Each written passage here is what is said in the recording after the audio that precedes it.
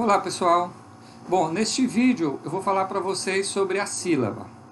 Então vou falar da estrutura silábica e das sílabas em português, ok? Vou tentar seguir esse roteiro aqui, ó. A sílaba, conceito de Câmara-Júnior, ainda na fonologia linear, depois falar da estrutura da sílaba para Câmara-Júnior, como Joaquim Matoso Câmara-Júnior descreveu as sílabas do português, padrão silábico do português, conceito de sílaba para fonologia não linear. E aí a gente já entra numa outra abordagem, em outros conceitos que pertencem à fonologia métrica, fonologias não lineares. E eu vou apresentar a estrutura da sílaba para fonologia não linear e, por último, orientações, leituras e referência. Bom, então o conceito de o Matoso trabalhou com a fonologia, ainda com a fonologia linear, né? A fonologia estruturalista é uma fonologia linear. Na verdade, até os trabalhos do Chomsky-Halley sobre o padrão sonoro do inglês ainda é uma fonologia linear, embora eles trabalhem com os traço dos fonemas, ainda se considera uma fonologia linear. O que é a fonologia linear? A fonologia linear, ela vê o segmento, ela analisa o segmento. Então, por exemplo, o Saussure dizia que o signo linguístico, uma das características do signo linguístico é a linearidade, ou seja, os elementos do signo linguísticos, as formas linguísticas, elas se realizam numa cadeia temporal, numa sequência temporal que é linear.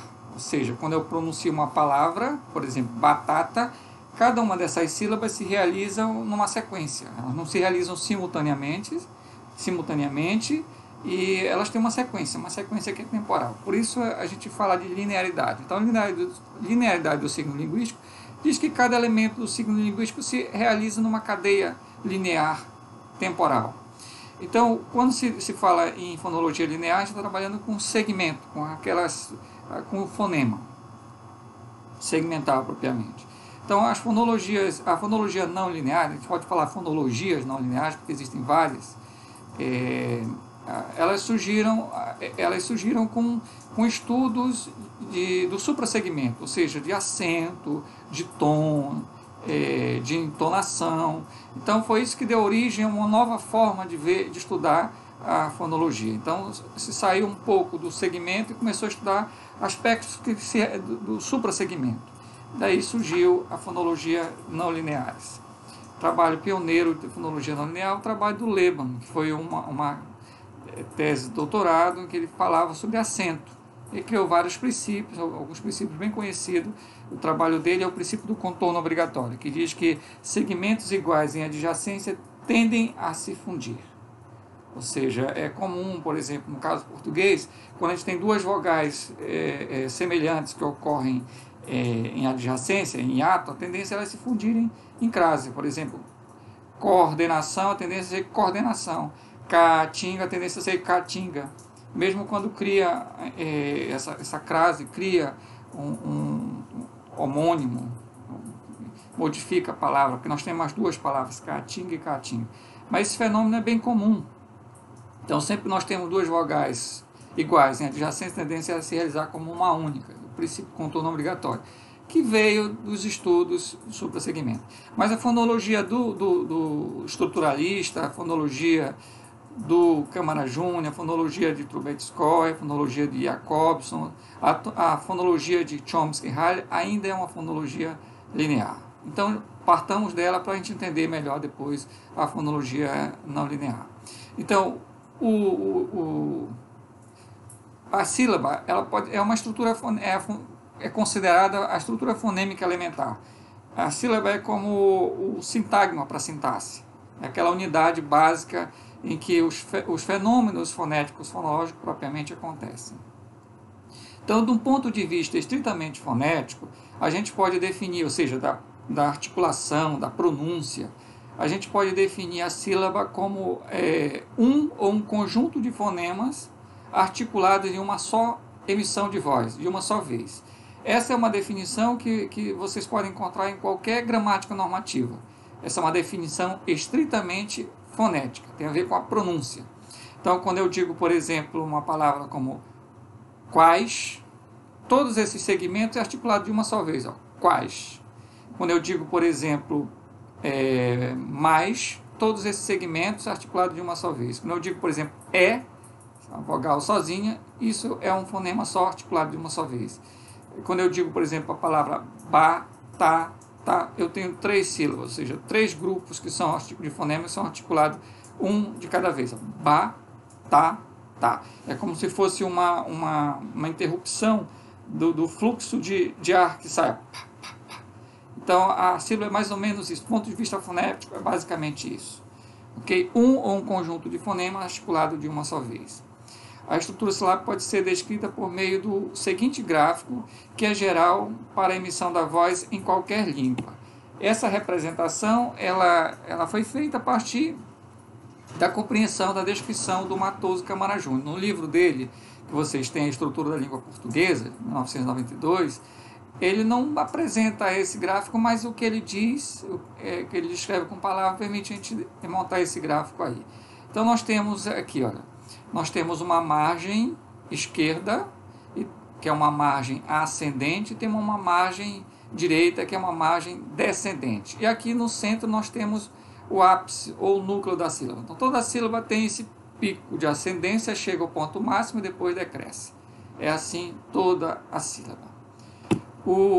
Aí eu trouxe uma citação do texto do Matoso, vocês encontram lá na página 53, ele diz o seguinte: na pronúncia da sílaba de uma palavra, há um movimento de ascensão ou crescente, culminando num ápice, o centro silábico, e seguido de um movimento decrescente.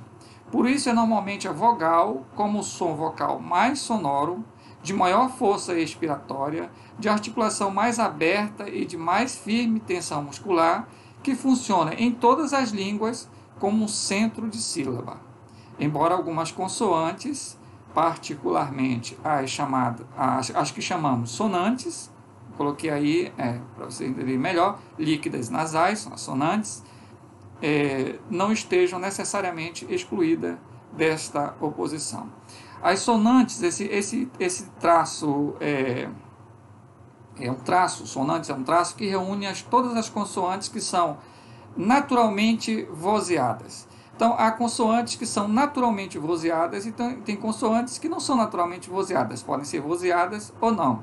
As consoantes que são naturalmente vozeadas são as consoantes a partir naquele quadro que eu mostrei para vocês, com relação ao nível de apertura ou abertura da boca.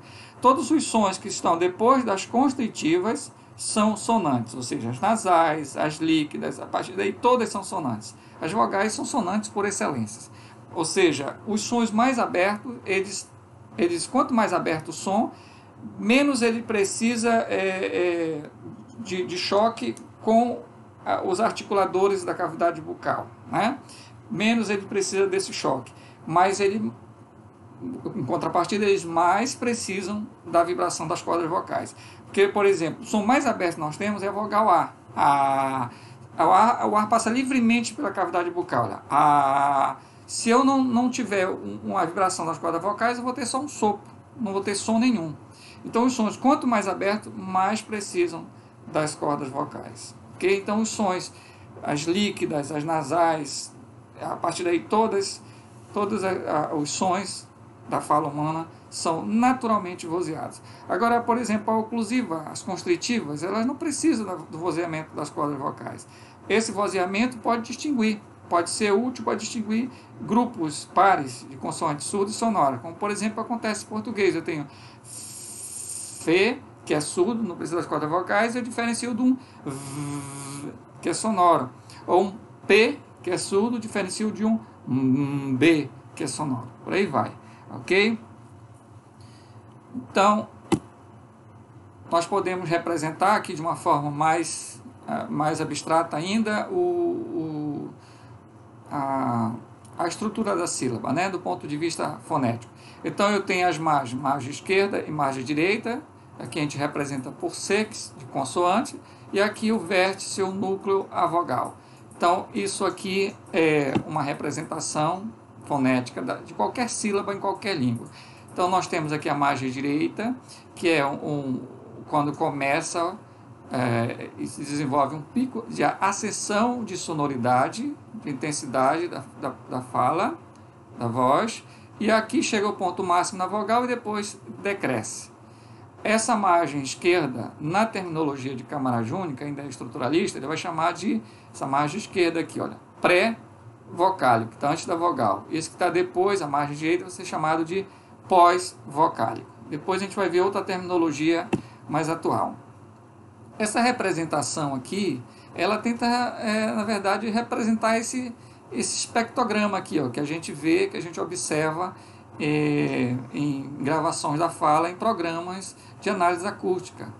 Okay? Então, a gente pode gravar e fazer análise em programas específicos, fazer análise acústica do som da fala humana. Isso aqui tenta representar esse espectrograma. Okay? Aqui no caso, esse espectrograma representa a pronúncia da vogal A. Então, na descrição aqui, núcleo da sílaba, é vogal, ok, o V, o C, a margem da sílaba, consoante, margem da esquerda chama-se margem pré-vocálica, antes da vogal, antes do núcleo, e a margem da direita chama-se margem pós-vocálica, pós-vogal, pós-núcleo, ok? E aqui exemplos de sílaba, olha, dessa estrutura aqui, a única coisa que é essencial, que não pode faltar, é o núcleo. Okay? Então, eu dou exemplo aqui de vários tipos de sílabas. Algumas têm, por exemplo, aqui, ó, tem consoante pré-vocálica, tem um núcleo e consoante pós-vocálica. Aqui tem consoante pré-vocálica, aqui tem o núcleo, mas não tem consoante pós-vocálica. Aqui tem o núcleo, tem consoante pós-vocálica, mas não tem a consoante pré-vocálica. E aqui só tem a vogal, só tem o núcleo. Ou seja, para formar a sílaba é necessário, basta termos o núcleo. Na descrição do Matoso, quando ele vai representar a estrutura da sílaba, isso que é opcional fica entre parênteses, quer dizer, que pode ou não ocorrer. Agora o núcleo fica sempre livre, sempre fora de parênteses, porque ele é essencial. Nesse caso aqui, como em preto, por exemplo, transporte, em preto nós temos nós temos duas consoantes pré-vocálicas. Nós temos uma consoante P e uma consoante líquida em contexto pré-vocálico. Ok? Aqui em transporte nós temos duas consoantes em contexto pré-vocálico. Nós temos o núcleo A e temos duas consoantes em contexto pós-vocálico. Ok? E aqui neste caso, como quais, nós temos uma consoante e uma semivogal em contexto pós-vocálico, nós temos um núcleo e depois temos uma semivogal e uma consoante em contexto pós-vocálico. As semivogais ocupam as posições também das consoantes, lembram? As semivogais, elas são margem de sílaba e não núcleo de sílaba. Quando alguma semivogal ascende a condição de vogal, e aí nós temos o hiato, ela passa a ser sílaba. Ok? Sempre que nós temos uma vogal, nós temos uma sílaba. O que é comum em português, que é uma característica do português, é que sempre que nós temos duas vogais em adjacência, ou há um processo de crase, ou seja, as duas se fundem em apenas uma vogal, ou ocorre um processo de tongação, as duas vogais formam um ditongo e uma das vogais se reduz a uma semivogal. Aí exemplo com palavras, com sílabas na descrição do Matoso. Nós temos sílaba só com V, por exemplo, o A de ata, o de a saúde, e todas essas aqui, ó, aí, duas vogais, o A, e o I de açaí, o O de obra, ok? Aqui já consoantes e vogal, sílaba formada por CV, consoante e vogal, batata, todas as três são formadas, consoante, vogal, consoante, vogal.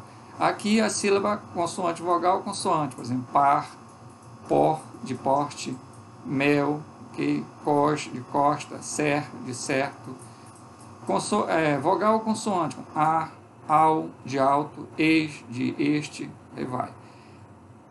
Sílaba CCV, por exemplo, pra, de prato. Sílaba CCVCC, transporte. Aqui sílaba C, Vzinho, Vzão. O Matoso não faz essa diferença entre Vzinho e Vzão. Ele representa o Vzinho, semivogal, como V também.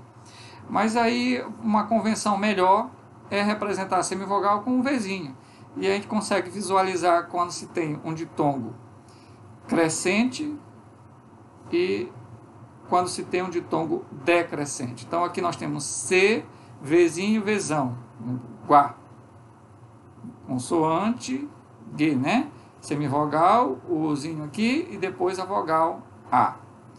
Depois nós temos consoante, vogal, Vzão, semivogal, que é o Vzinho, pai, mal. Depois C, Vzinho, Vzão, Vzinho, Vzão. Por exemplo, quais? No caso do tritongo, né? Iguais. E aqui nós temos CC, Vzão, Vzinho, C. Por exemplo, claus, de claustro. Ok? Muito bem. Conceito de sílaba para fonologia não linear. Este conceito de sílaba, que eu mostro aí, é um conceito de Kolyshko. Ela adaptou, a professora da Universidade do Rio Grande do Sul, ela adaptou do seu Serkilk. E está nesse livro que vocês têm aí, eu lembro, está na página 92 desse livro, que é a Introdução ao Estudo de Fonologia do Português Brasileiro, organizado pela professora Leda Bisol. Esse livro aqui, está aqui, eu tenho desde 2004, está até autografado pela professora Leda Bisol. Um evento acho que foi um evento que participei no Paraná, ou foi aqui mesmo que ela veio, me deu autógrafo. Bom, então, na definição agora, definição de sílaba agora, para a fonologia métrica, para a fonologia não linear, a sílaba é definida da seguinte forma: uma sílaba consiste em um ataque, vai representar com A, e uma rima, vamos representar com R. A rima, por sua vez, consiste em um núcleo, NU, e uma coda, CO. Qualquer categoria, exceto o núcleo, pode ser vazia.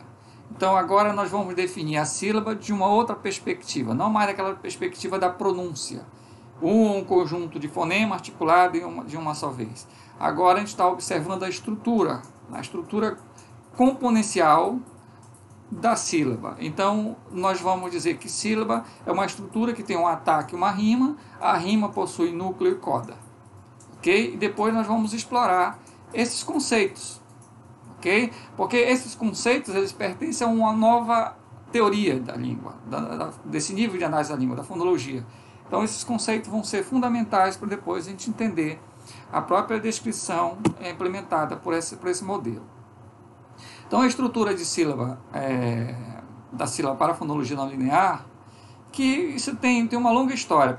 Teve trabalho do Kenneth Pike, que já começou a tentar representar isso.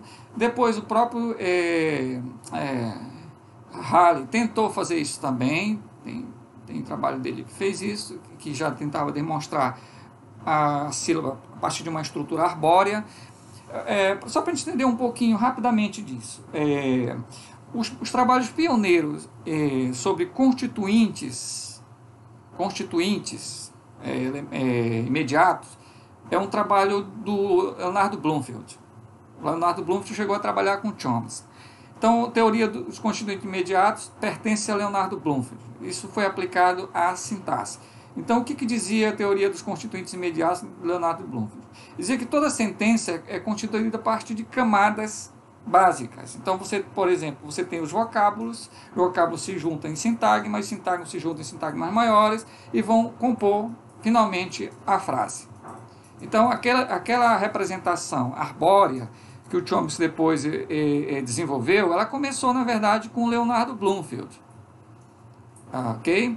Então, as pessoas que trabalhavam nos outros níveis de análise da língua, na morfologia, na fonologia, tentaram também se aproveitar essas estratégias conceituais e descritivas que surgiram na sintaxe com Leonardo Bloomfield e também com Chomsky. O Chomsky participou também desse trabalho, Leonardo Bloomfield, por volta de 1930.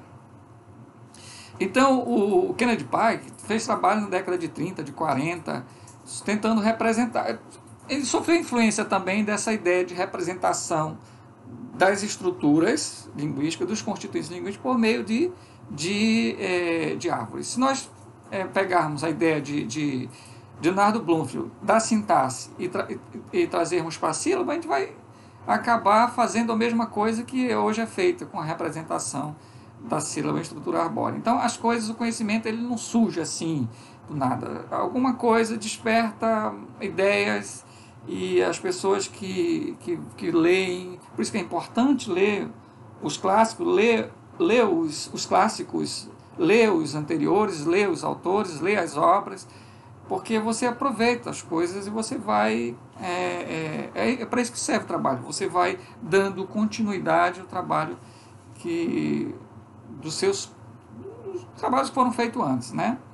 Então, esse trabalho de representar a sílaba por meio de esquema arbóreo, de certa forma, já estava lá de forma ilustrada, ou como ideia, nos trabalhos pioneiros do Leonardo Bloomfield sobre constituintes imediatos.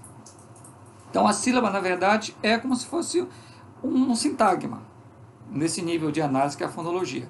Você tem estrutura e você tem regras de combinação também desses elementos para compor a sílaba.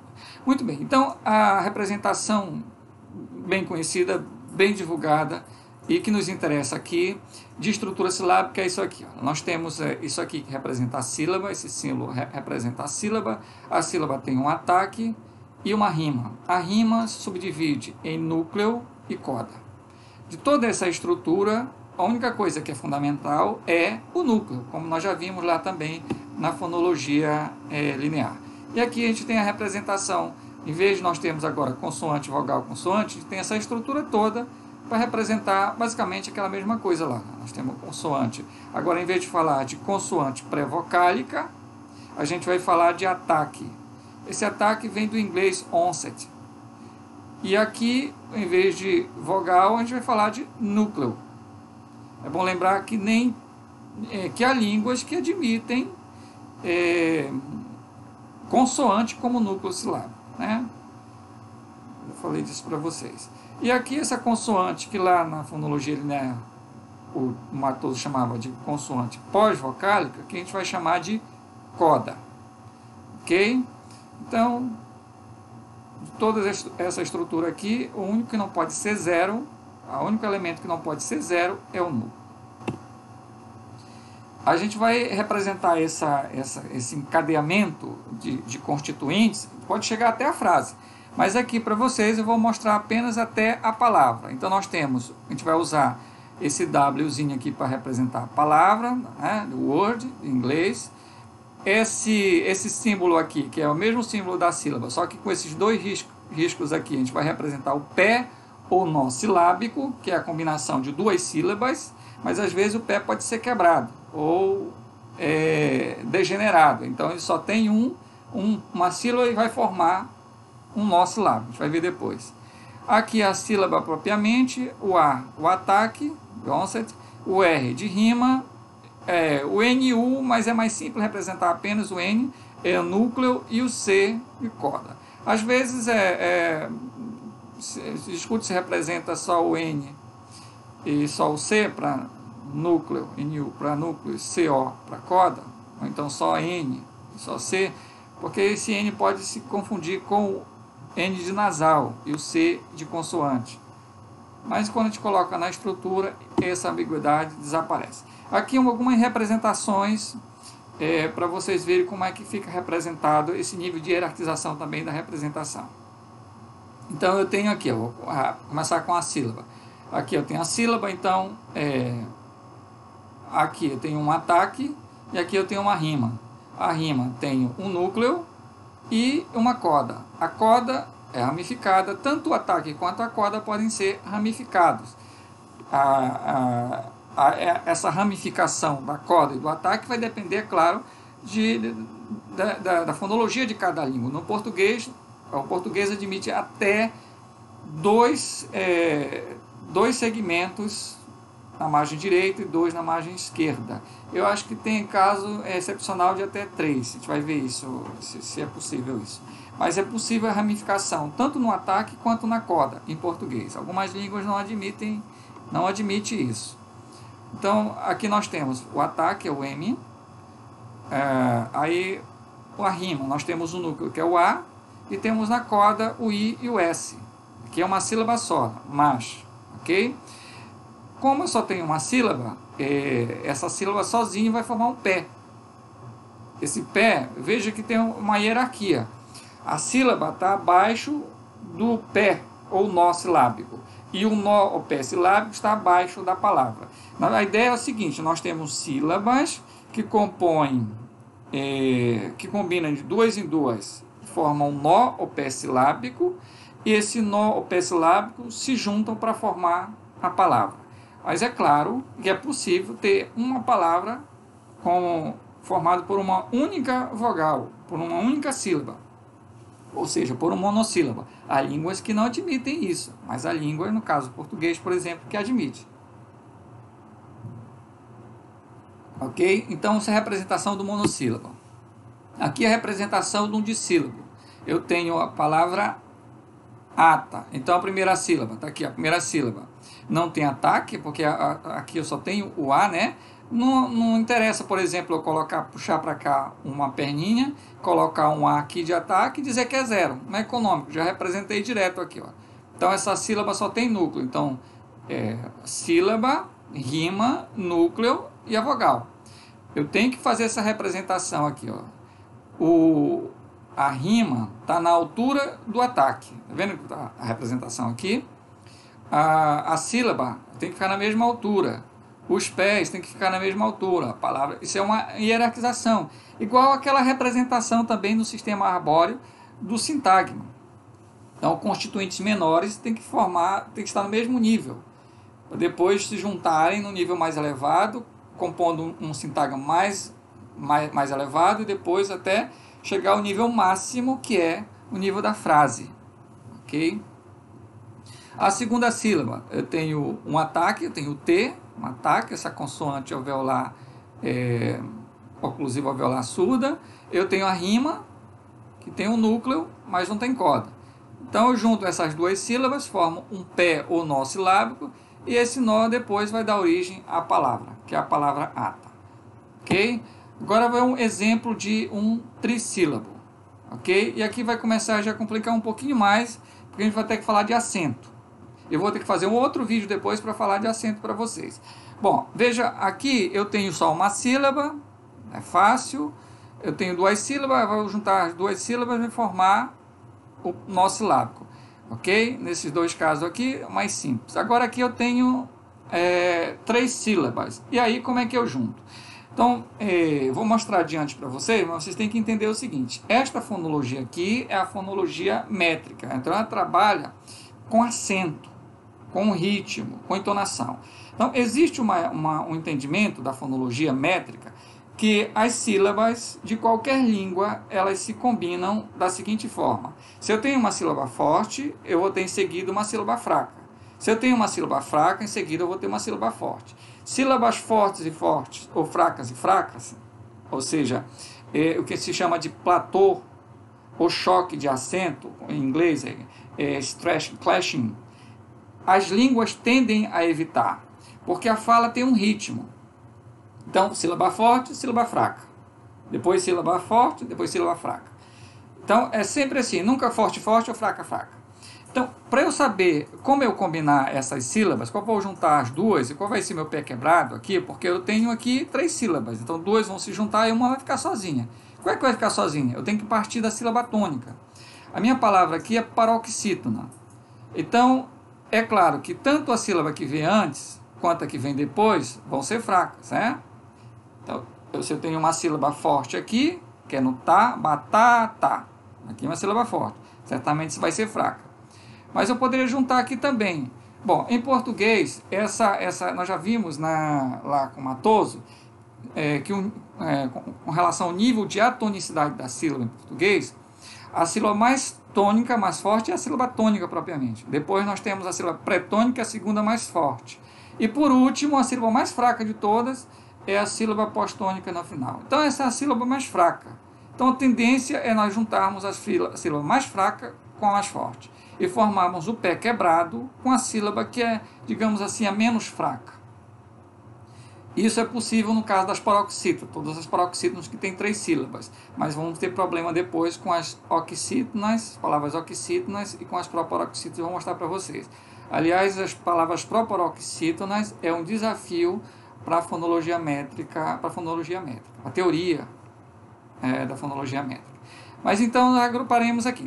Essa discussão não nos interessa aqui, não é uma discussão que é relevante para essa disciplina. Até porque seria um grande refinamento e seria necessário entender muitas outras coisas e nós perderíamos o foco. Então eu vou agrupar a sílaba final com essa sílaba tônica. Vou formar então o meu pé ou nossilábico da seguinte forma. Ok? A sílaba tônica com a sílaba átona final. E aí essa sílaba pré-tônica ficou sozinha e eu formo um pé quebrado ou um pé degenerado sozinho. Todo pé que só tem uma sílaba é um pé degenerado ou pé quebrado, porque todo pé silábico teria que ter 2 sílabas, como esse aqui, ó. Combina-se 2 sílabas e forma um nó, ok? Então aqui ficou só com uma, mas eu não posso passar daqui da sílaba e essa sílaba não pode se articular com esse nó, eu tenho que ter essa ascensão aqui. Aí eu combino as 2 sílabas e formam a palavra, ok? Então, o ritmo da fala. Então a gente representa assim, ó, sílaba forte, seguida de sílaba fraca, ou sílaba fraca, seguida de sílaba forte. Acento forte, seguido de fraco, acento fraco, seguido de forte.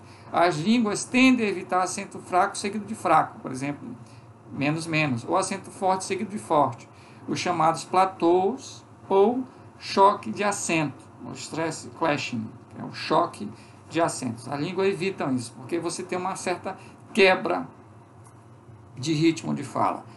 Tem um exercício que eu vou mostrar a importância disso para a gente entender alguns fenômenos dessa questão do choque de acento, para a gente entender alguns fenômenos do português. Só para adiantar, veja, é muito difícil as palavras... o acento, as sílabas tônicas, sílabas pesadas, tendem a atrair o acento. Não sílabas tônicas, sílabas pesadas. O que são sílabas pesadas, pessoal? Agora, já adiantando um pouquinho que eu vou falar depois. Sílaba pesada é sílaba que tem coda. Veja como esse conceito é importante. É uma curiosidade que nas línguas do mundo, o ataque não tem tanta influência sobre o peso silábico. Você pode ter, por exemplo, um ataque ramificado com a palavra prato. Nós temos esse PR aí no início, né? No ataque. Mas, em geral, nas línguas do mundo, o ataque não interfere no peso da sílaba, mas a coda interfere. Então, sílabas que têm ataque, tem segmento no ataque, no contexto pós-vocálico, são sílabas pesadas. E as sílabas pesadas tendem a atrair o acento para ela. Então, quando há, por exemplo, em português, um choque entre a sílaba tônica seguida de uma sílaba pesada, normalmente a sílaba pesada sofre redução. O que é que acontece? Nós temos a sílaba tônica da palavra, que faz parte da identidade da palavra. A sílaba tônica da palavra se mantém. Em processo de mudanças, de transformações de metaplasmo, de transformações históricas das palavras de uma língua, passagem para outra língua, por exemplo, latim para o português, é comum a sílaba tônica das palavras se manterem. Sofre vários processos de apagamento, mas a sílaba tônica se mantém. É isso, e as vogais também de início de palavra, elas tendem a se manter, elas são mais resistentes às mudanças, às interferências articulatórias de mudança, né? Então, a sílaba tônica normalmente não muda da palavra. Só que as palavras que têm sílaba pesada, que não coincidem em ser a sílaba tônica dessa palavra, nós vamos normalmente ter choque entre sílaba tônica e sílaba pesada. O que normalmente acontece com isso? As sílabas pesadas tendem a sofrer uma redução, se tornando mais leve, para não concorrer com a sílaba pesada, com a sílaba tônica, para evitar o choque de acento. Então, por exemplo, dificilmente um falante português, o falante do povo, vai dizer numa palavra, por exemplo, como bênção, a pessoa diz, a palavra é bênção. Então, mas o que acontece? Benção, as pessoas reduzem o ão. Órgão. Veja a sílaba tônica no or. Esse or é tônico e também é pesado. Mas a sílaba final também é pesada, porque tem um ditongo, ão. Então o que acontece? As pessoas dizem órgão, em vez de órgão, órgão. Olha a outra sílaba pesada, homem. Eu tenho on, que é a sílaba tônica, seguida do men, que é uma sílaba que tem, pronunciando, como se pronuncia a nasal, né? Uma sílaba pesada, homem. A tendência, houve apagamento também, então fica homem. Ou seja, a sílaba pesada sofre uma redução e aí a gente perde esse choque entre sílaba tônica, on, e a sílaba pesada que tem coda. Então, todas essas palavras, homem, garagem, passagem, agora com ditongo, por exemplo, órgão, benção, com R, por exemplo, em vez de M com R, por exemplo, repórter, repórter, apaga o R final, ok? Então, essa tendência, porque você evita o choque, sílaba tônica, você vai ver isso mais em exercício, ok? Uma outra representação aqui é com sílaba mais complexa em português, ou seja, sílaba que tem ramificação tanto no ataque quanto na corda. Então eu tenho a sílaba, por exemplo, trans, de transpor. Veja, eu tenho o T, o ataque, T e o R, que são ataques. São dois segmentos no ataque, um ataque ramificado. Eu tenho a rima, que tem um núcleo, que é o A, e tem a coda, que também é ramificada. Tem a nasal e essa constritiva. Isso forma uma sílaba. Okay? Veja que essa sílaba tem 4 elementos nas margens do núcleo. 2 segmentos na margem esquerda, no ataque, e 2 segmentos na coda, na margem direita. Depois eu tenho a sílaba que tem um ataque, T, né? E tem uma rima, que tem o O como núcleo, e tem a coda como R. Essas 2 sílabas formam um nó, o pé silábico, e depois isso vai formar a palavra. Agora um exemplo com uma palavra que tem 4 sílabas, polissilábica, né? Então eu tenho trans, ok? Eu tenho outra sílaba por, tem ataque, tem núcleo, tem coda. Depois eu tenho uma sílaba mais simples, só tem ataque e rima, com núcleo, tá? E depois uma sílaba com ataque e coda. Transportados, ok? Junto às 2 sílabas, eu não tenho problema aqui, né? Qual é a sílaba tônica aqui? Transportados. Eu pego aqui a sílaba tônica, junto com essa sílaba fraca, formo um pé. As outras 2 sílabas vão formar um outro pé, um monossilábico, e junto os 2 pés vão formar a palavra. Observação: o ataque tem pouca influência, que eu falei antes, né? Sobre o peso silábico, mas o mesmo não se pode dizer da rima. Sílabas que têm coda são sílabas pesadas, e sílabas pesadas tendem a atrair o acento. Então isso vai ficar aí, depois em outro momento, se você tiver dúvida, você pode voltar para ver, mas nós vamos fazer exercício em que a gente vai usar esses conceitos. Palavras oxítonas e proparoxítonas. Por exemplo, vatapá. Acho que vocês já entenderam mais ou menos a representação. Vou explicar aqui mais como juntar. Então eu parto sempre da sílaba tônica. Se essa sílaba aqui é tônica, é claro que essa aqui é átono, lembra?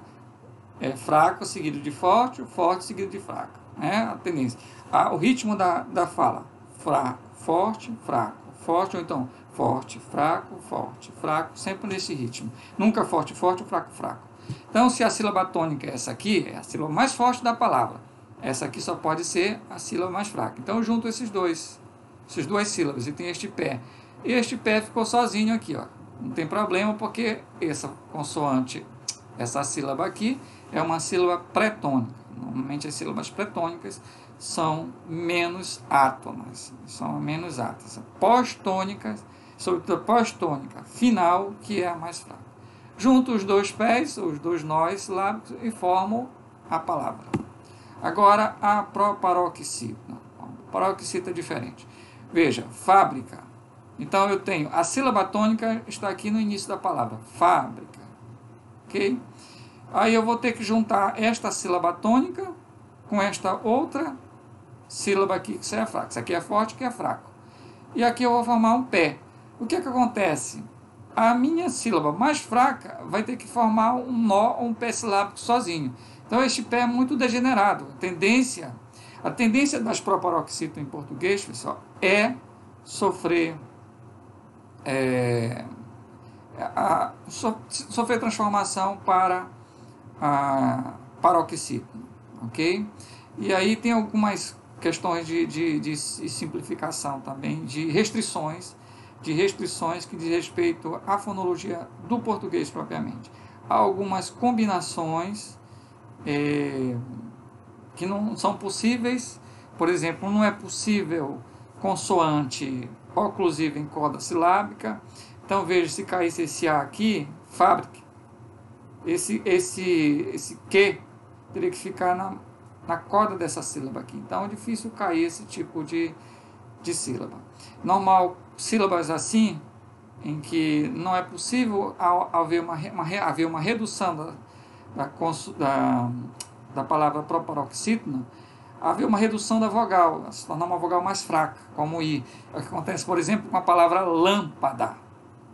Não dá para cair, por exemplo, o A, pós-tônico não final. Mas, se bem que ocorre também a redução lâmpada. Muita gente fala lampa. Mas é mais como lâmpida do que lâmpada. Okay? Então, é difícil falar lâmpada. Mas como a queda do A aí criaria um padrão silábico que é estranho em português, porque teria um P que é oclusivo em corda silábica, então o que acontece é que é uma redução máxima da vogal. A redução máxima da vogal A é I. Ela se transforma num Izinho. Fica lâmpida. Mas enfim, então eu junto essas duas sílabas, a sílaba tônica com a sílaba aqui seguinte, e aí a sílaba final, que é mais fraca, vai formar um pé degenerado, vai formar um nó silábico, e aí os dois pés vão formar a palavra. É assim que a gente representa as sílabas nas palavras proparoxítonas. Não tem outro jeito. Essas convenções aqui vão ser muito úteis para a gente fazer formalização, elaborar formalizações de regras. Esse slide aqui está num dos vídeos da disciplina anterior de fonética e fonologia que eu dei para vocês, mas eu trouxe para cá para lembrar vocês dessas convenções. A gente vai precisar usar. Então, isso aqui significa o contexto pré-vocálico, ok? Por exemplo, as consoantes de batatas ocorrem todas em contextos pré-vocálicos. Mas o texto, os dois últimos textos, também poderia dizer que ocorrem em contexto intervocálico. Também poderia ser isso aqui, ok? Eles ocorrem aqui. Aqui é um contexto pós-vocálico, aqui é um contexto pós-consoante, significa que aqui é uma consoante que vem depois pós-consoante. Aqui significa antes de consoante. Isso aqui representa fronteira de sílabas, então significa que isso aqui é início de sílaba, ok? Pode ser fronteira de sílaba, porque aqui tem uma outra sílaba, então aqui é fronteira de sílaba, aqui teria começa uma sílaba, aqui teria uma outra sílaba. Aqui fronteira de palavras, ou final de palavra, né? Ou seja, aqui, a partir disso aqui, vai começar uma outra palavra. Então isso aqui é o final da palavra que vem aqui. Isso é final de palavra, início de palavra. Terminou uma palavra aqui, então vai começar outra aqui. Final de palavra, início de palavra. Ok? E a gente pode combinar também, por exemplo, final de palavra, isso aqui se representa final de palavra, ou seja, contexto, final de palavra e átono. Poderia ser também final de palavra e tônico. Aí seria, por exemplo, o caso de palavras oxítonas, seria tônico. Convenções. Então, o assunto, orientação rapidamente de leitura. Todos esses assuntos que vocês têm, que eu estou mostrando para vocês, quase todos eles estão naquela súmula sobre Sistema Fonêmico do Português, que é uma resenha do livro do Matoso Câmara Júnior, ok? Lá tem um resumo. Esses assuntos mais novos vocês encontram, sobretudo, aqui, neste livro da Leda Bisol, ok? Então, por exemplo, sobre sílaba, tem, eu acho que 2 ou 3 capítulos desse livro tratam especificamente de sílaba. E tem também, que eu vou falar depois, vou falar em seguida, sobre acento. Então, vocês podem se localizar pelos próprios slides que tem a citação dos textos literais, dos textos de referência, para vocês fazerem a leitura, ok? Leiam, anotem, tem coisas que certamente serão coisas novas, anotem nas aulas síncronas. Eu não quero ficar falando, eu quero ficar ouvindo vocês, tirando as dúvidas de vocês, ok? Aqui as referências e eu encerro o vídeo por aqui. Até o próximo. Tchau.